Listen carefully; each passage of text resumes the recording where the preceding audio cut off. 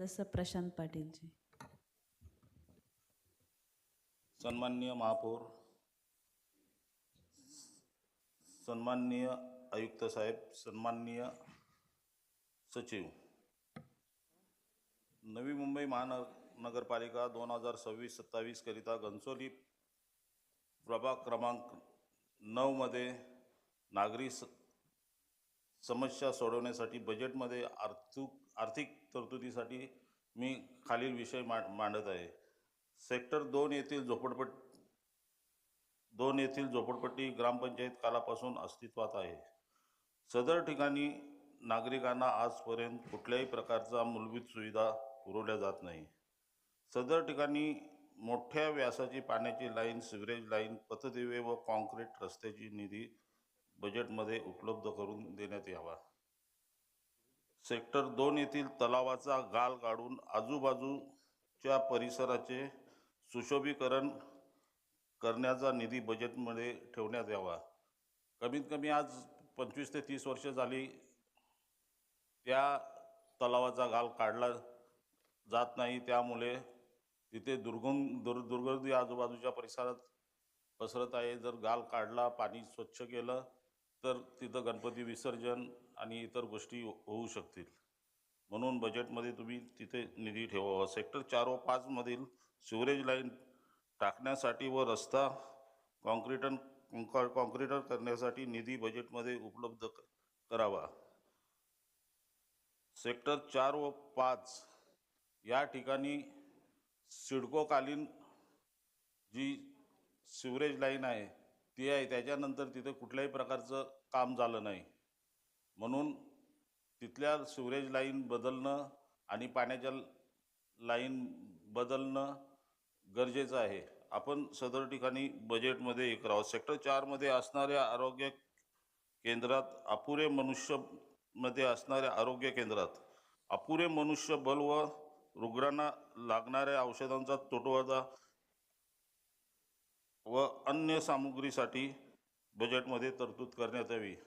Madam, तिथं कुठली छोटी गोष्ट हे करण्यासाठी तिथले जे तांत्रिक गोष्टी असतील आणि दुसरे डॉक्टर असतील ते तिथल्या आया बाया यांना सांगतात तुम्ही घेऊन या, हे करा, ते करा, किंवा जे औषधं घेण्यासाठी येतील त्यांना सांगतात तुमच्या पैशातून घेऊन या.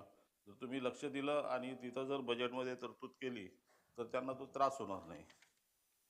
सेक्टर 6 मधील रस्त्याचे कॉन्क्रिटीकरण व सिवरेज लाईन व पाण्याची जास्त व्यासाची पाईपलाईनसाठी बजेटमध्ये तरतूद करणे. सेम गोष्ट आहे. जेव्हा सिडको अस्तित्वाला आली तेव्हापासूनच्या सिवरेज लाईन व पाईपलाईन आहेत. पाणी कमी दाबाने जाते, सिवरेज लाईन पण ओव्हरफ्लो होते.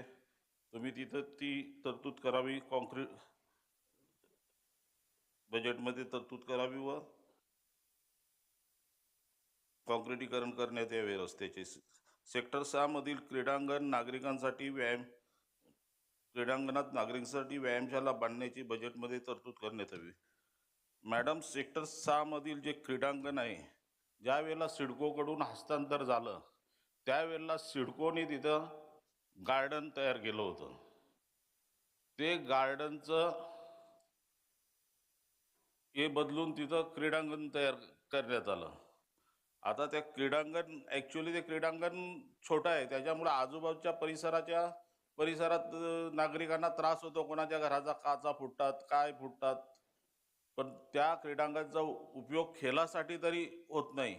आणि तिथं प्रत्येक घनसोलीतील जेवढे क्रीडांगण आहेत तिथं आज व्यापारीकरण होत चाललेलं आहे आणि व्यापारीकरण होत आहे. प्रत्येक ठिकाणी शेड बांधून तिथं स्पीकर लावून दिवस रात्र गोंधळ घालून तिथं मी आयुक्त साहेबांना पत्रसुद्धा दिलं होतं. मला वाटतं मी 2-3दा पत्र दिलं होतं आयुक्त साहेब तुम्हाला, पण त्याच्यावर काही कारवाई झाली नाही.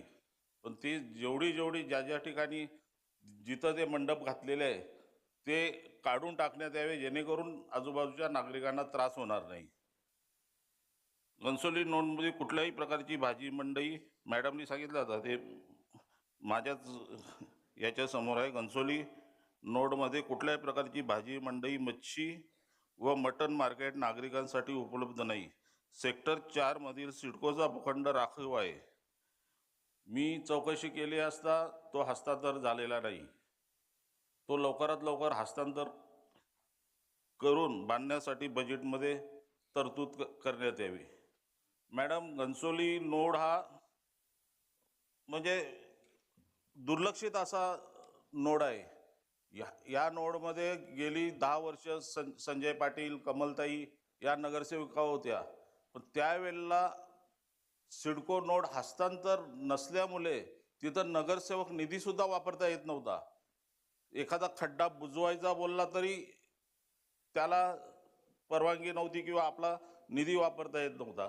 त्याच्यानंतर घनसोली नोडचं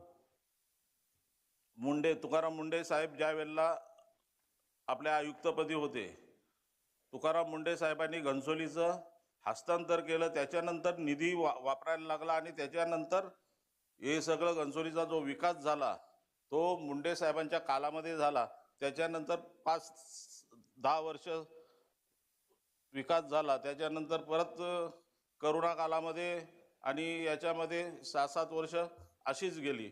आता जो बॅकलॉग आहे तो तुम्ही बजेटमध्ये मोठी तरतूद करून बॅकलॉग भरून काढावा ही आपणास नम्रतेची विनंती. धन्यवाद मला बोलून दिल्याबद्दल.